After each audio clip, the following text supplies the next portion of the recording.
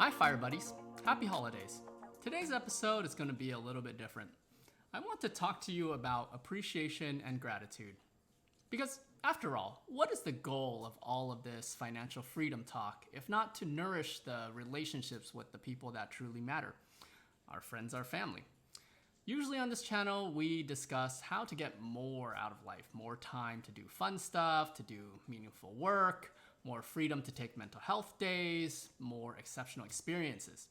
But I think it is also important to reflect on how good we already have it these days. Like, really good.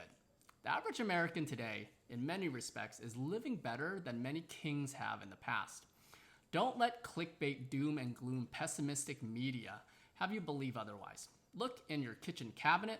Do you have salt? You can go to Costco and get a $40 assorted spice rack, which if you are an average American, you can purchase by trading less than 2 hours of work. Imagine how royal you would be if you had that same spice rack 1,000 years ago.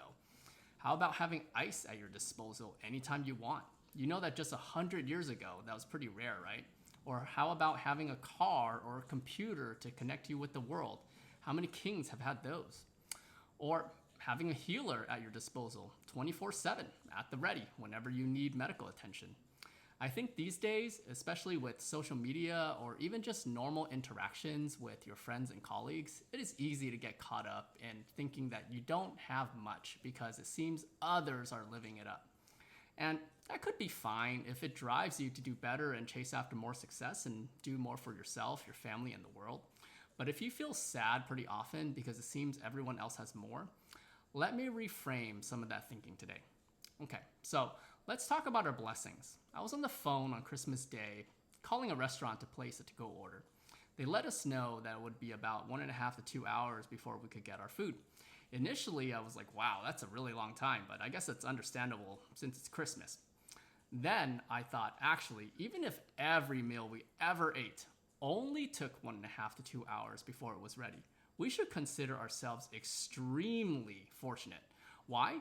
In this country where food seems to be readily available for 90% of folks, almost everywhere we go, we sometimes forget where our food even comes from. We take it for granted that food should just be there, waiting for us to grab it, trade some paper for it, or swipe a card for it and eat it. Like, do you ever think how extraordinary it is that there is food at a centralized place called a grocery store where you can go anytime? Or even crazier, that cooked food, ready to eat, can just come to you through a delivery app. What would your ancestors even think? Now, let's talk pricing. Even if we take some expensive fruits, as an example, blueberries or raspberries, how can they only be $9?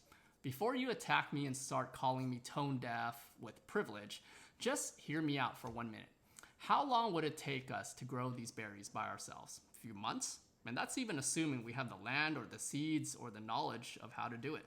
Yet even a minimum wage worker can trade about 1.5 hours of time working for a pack of berries. Or how about fish or shrimp? How many of us would have the opportunity to eat something like that if it weren't for the incredible logistics system that is in place? If we were all still hunter-gatherers and we never learned how to collaborate with each other, how many folks on Earth would even have the chance to eat seafood? So that brings me to the next item that I am thankful for, infrastructure. It is through infrastructure that we're able to advance from hunter-gatherers to farmers to the highly specialized society that we have now. For example, let's talk about cell phones. How long would it take you to build one? Even assuming that someone gave you all the raw materials like sand and minerals. I don't think most of us in our lifetimes or even multiple lifetimes would ever be able to make one. In fact, we probably wouldn't even be able to make even the simplest component of one. Yet, you can buy a brand new smartphone for $500 or less. You can buy a basic flip phone for $50 or less. Or in terms of time, the average American worker can trade 2 hours of work to get a flip phone. Or 20 hours of time to get a brand new smartphone. No way any of us can design, engineer, excavate, and build a phone in 20 hours.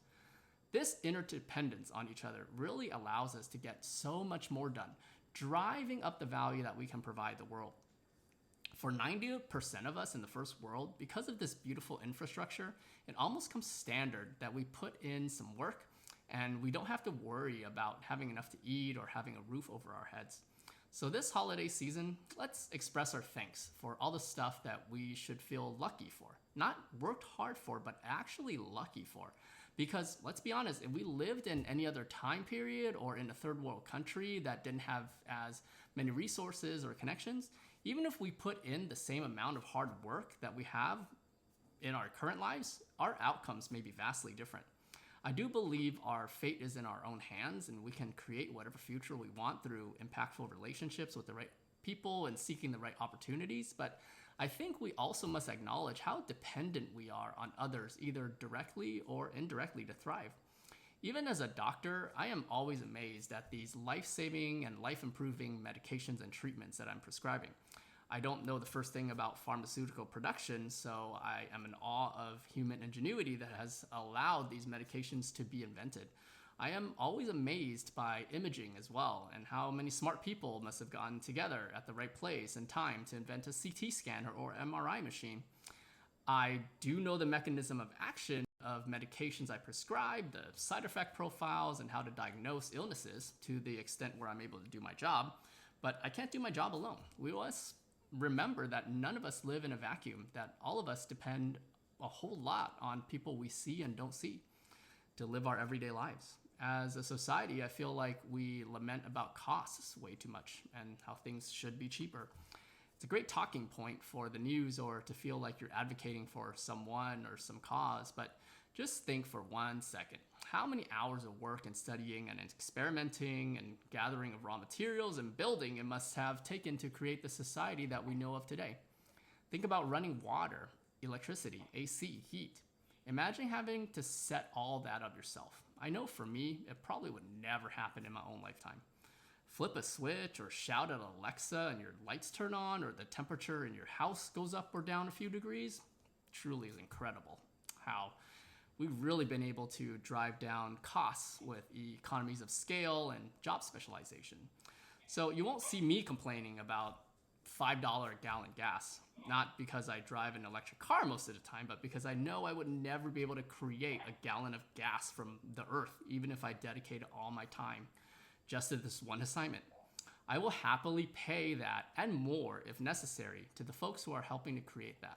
I won't complain about the price of sushi at a restaurant again, not because I'm well off, but because I know that I would never be able to eat that if it weren't for the hard work of so many folks to make that possible.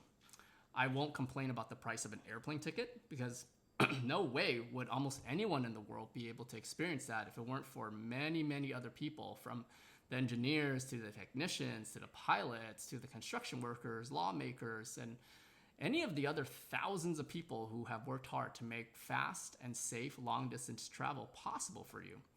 And how about the internet, where you can have almost all the information in the world at your fingertips?